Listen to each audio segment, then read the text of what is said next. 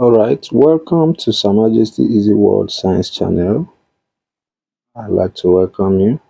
In today's class, we are going to be following the JAMB syllabus. The first topic, as you can see over here, will be handling separation of mixtures and purification of chemical substances. Under this heading, we will consider first pure substances versus what? Impure substances. So we will take a look at what is meant by pure and impure substances. The class will follow the order and also help you to answer some UTME questions. We are here to give you this free guide, and remember to ask your questions in the comment section below.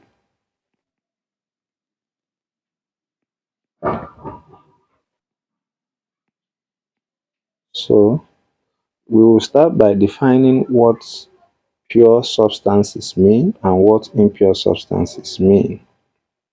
A pure substance, as the name sounds, consists of a single type of particle with a fixed composition and definite properties. Like, it must have a fixed property and it must have one type of particle. So when we say pure, we are considering only what? One type of what? Particle. Uniform particle.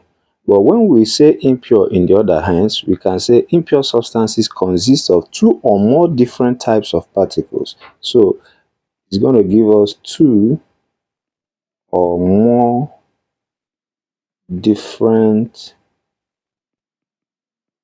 types of what?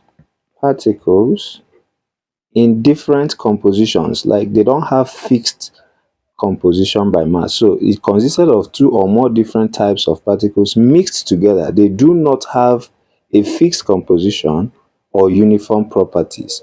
But when we say pure substances, it is composed of one type of particle, and not only that, they have uniform property. Another remarkable thing is that they have uniform what? Property. An example, that pure water, if we have pure water A and pure water B, they have similar behavior even when you place them in different containers.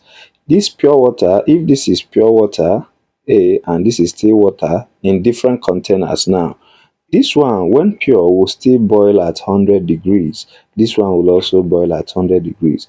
But if you introduce impurity in any of them, they will have different what? Properties. Okay?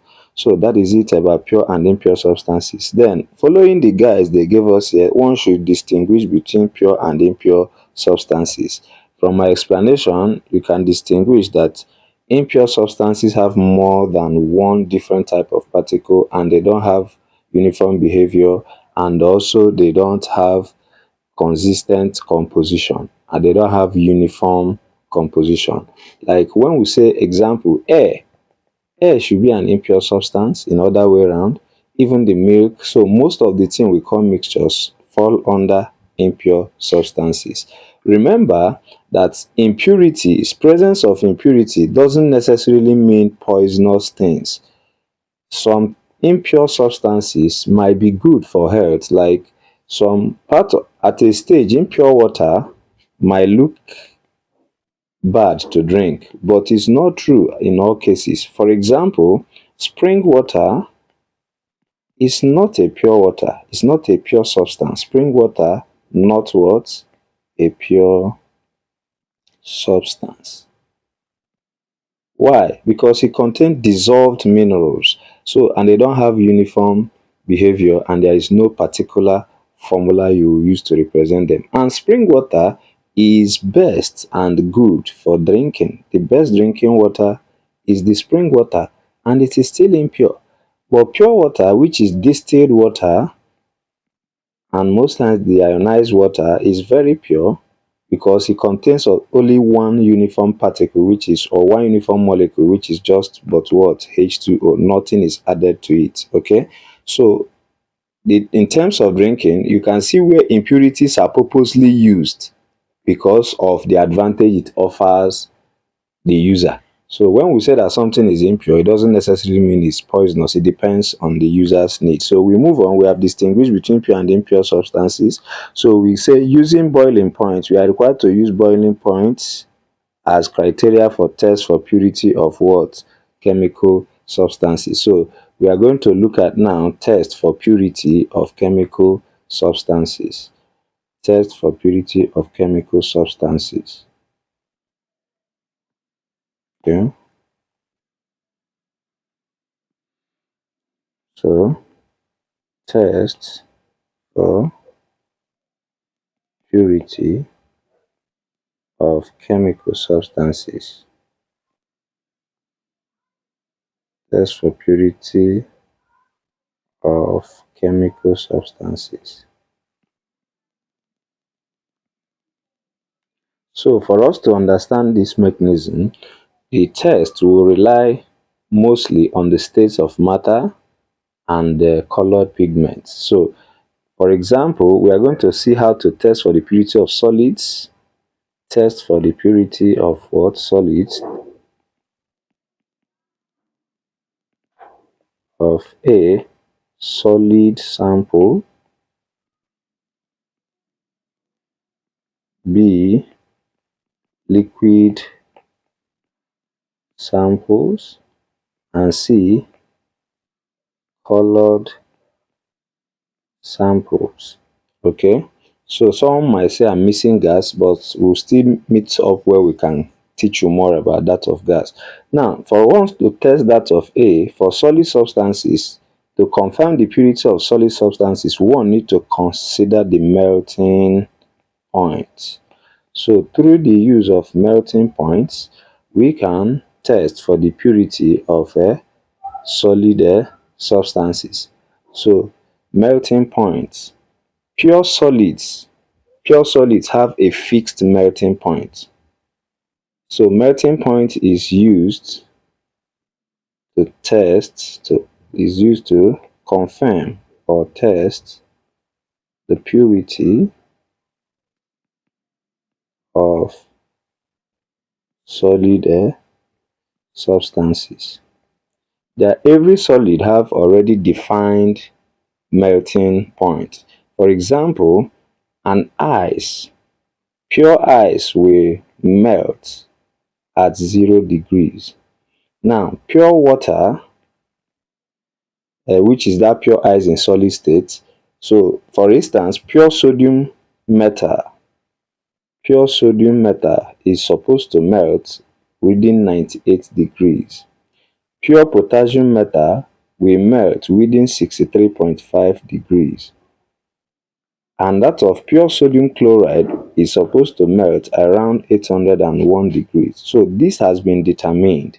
So if you want to check if a sample of sodium chloride provided for you is pure, you check the melting point. If it melts at 801 degrees, it shows it is pure. If sodium melts within 97.8 or 98 degrees, it shows it's a pure sodium metal. Now, let us see the effects of impurity on melting point. Effects of impurity or impurities on melting point. That is, what will impurity do to melting points? Over here, at advanced level, I am going to introduce you to a property called colligative property. But just for JAMB, we are not required to know that. But what we are going to be harnessing here is the colligative properties. They are properties that depend on the concentration or the presence of a solute or a particle on a solution, and not dependent on the concentration. And it is not dependent on it's not dependent on the nature. Just the presence of impurity. It doesn't depend on the nature of the impurity. If anything comes in to interfere, the characters of a solution they influence, we consider it as part of colligative property. So over there you now deal with a bloscopic constant and most other things. Over here we have what we call melting point, lowering of melting point. So that's the criteria we're going to be using to discuss what happens if a solid is impure. Now remember, is the melting point that will determine everything. So presence of impurity lowers melting point. Simple. Repeat. Presence of impurity or impurities in a given solid lowers the melting point of that solid. Remember, a solid. That means that impure ice block will melt below what? Zero. Will automatically melt below 0 degrees Celsius, and that is on the negative what side. You see it now. So impurities lowers melting point, it decreases melting point. To lower means to decrease it. This also implies that impure sodium metal will melt below 98. It might, if any sodium metal start melting at 90 degrees, it confirms that this sodium is what? Impure.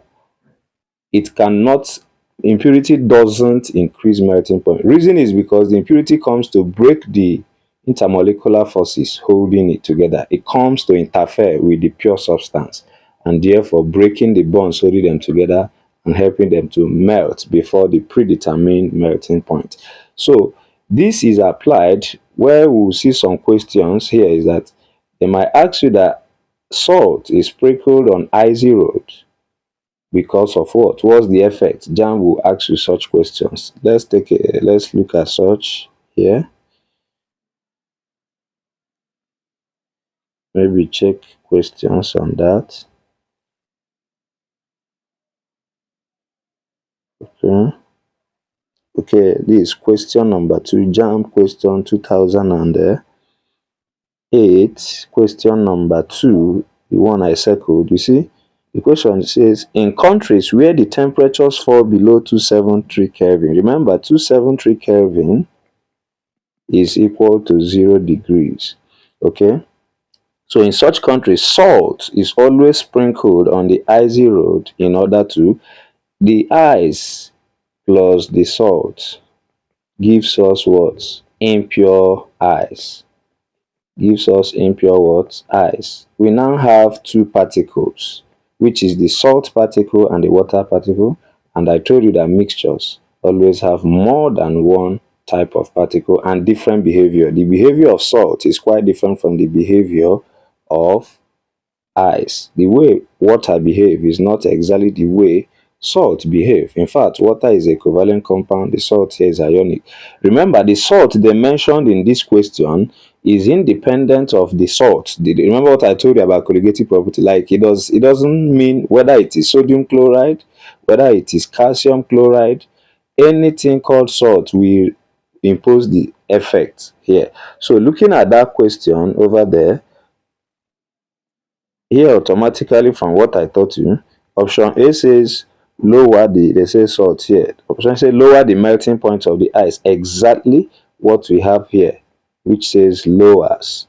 So it increases the density of the ice. No, the correct answer is A. So that the icy road can be accessible, that the countries where the thing has this icy road, as you can see there on the screen, icy roads, the ice blocks it such that the usage become reduced. It reduces the accessibility of that road. So when you sprinkle that salt, remember that below 0 degrees, that water remains solid. Anything below 0, any temperature less than 0 degrees, water is still what? Solid. And when it is solid, you cannot access the road. And it will cost a whole lot of money heating up the whole system to bring it up to 0 so that the ice will melt. What will they do? They introduce impurities so that even when the temperature is minus maybe 6 degrees, the ice will start melting, which shows the presence of what? Impurity. Okay, so let's move on to the next subheading, we are required to know. Over here we are required to see, we are done with that of solids. Let us see test for purity of liquids. Test for the purity of liquid substances. Test for the purity of liquid substances. As we know that in solids we talk about melting point. So what we use to test for the purity of liquid substances?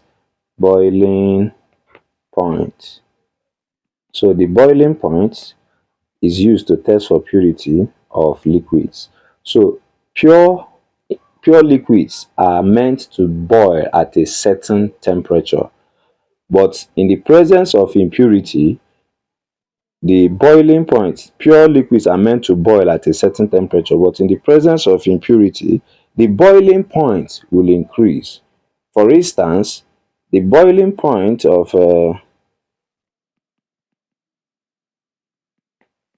remember, boiling can mean change from solid to change from liquid to gas. Okay, so it is when you are already now liquid for it to transform.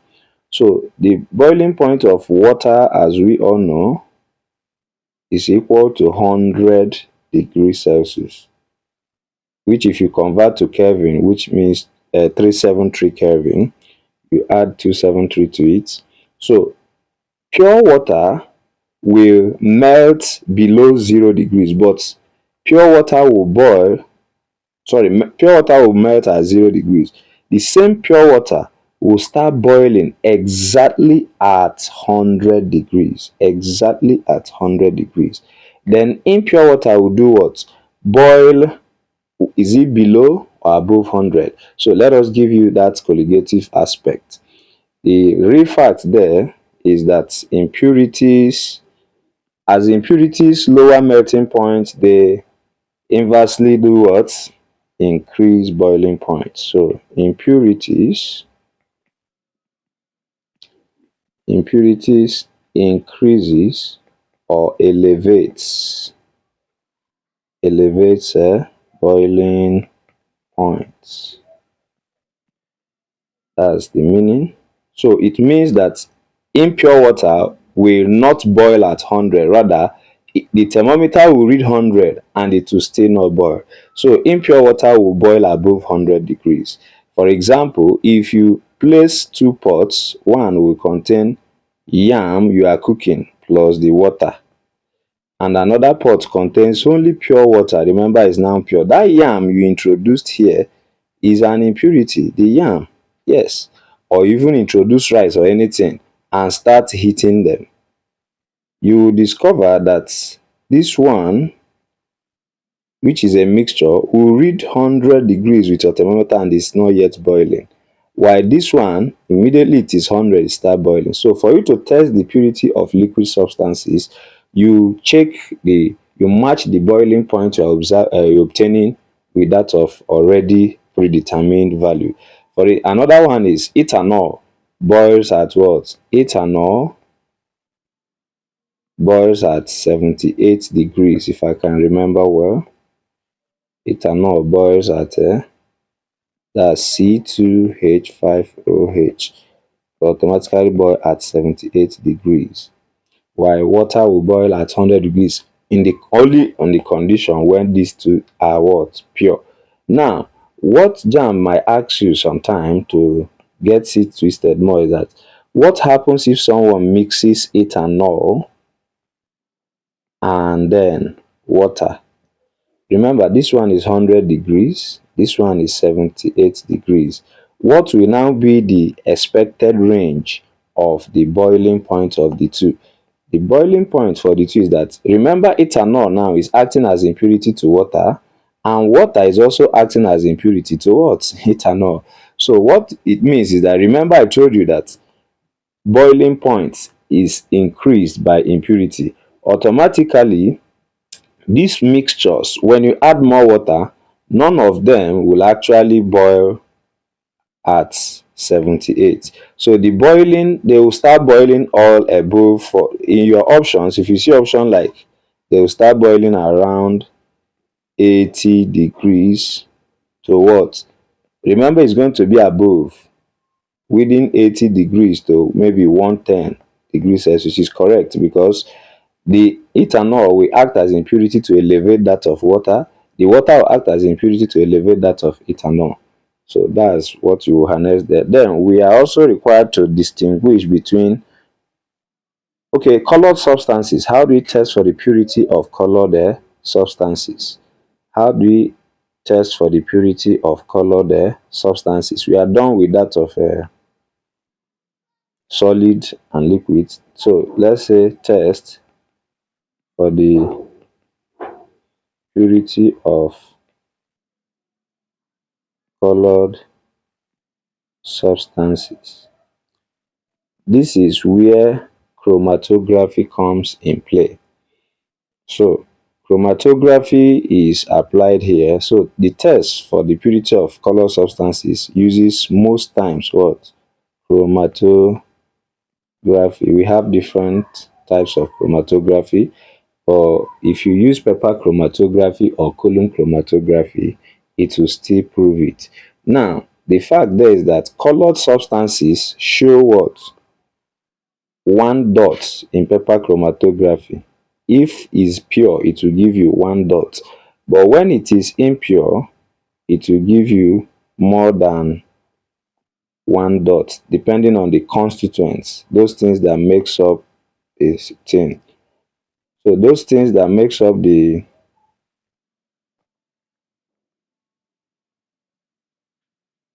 so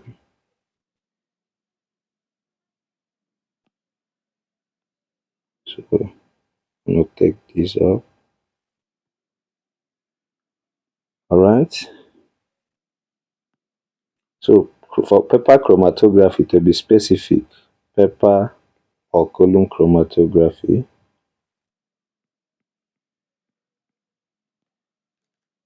so I said pure substances will give you one dot. This is a maybe chromatographic paper, the clip holding it. Then we have the chamber containing the mobile phase. So if you place an ink here, okay, that shouldn't be the right place to place it. There is a mark of an ink on this paper, while here is the liquid phase. So if you have such thing like this, after some time the water will rise and we can only see one dot. Remember, this is the original point. So this one shows what? Pure. It shows pure colored what? Substance. Why? Because it showed only one dot. But in the other way around, on the opposite, what if it shows more than one dot? Okay. It now implies that it is impure. Maybe I will just repeat. Same paper, almost. Clip.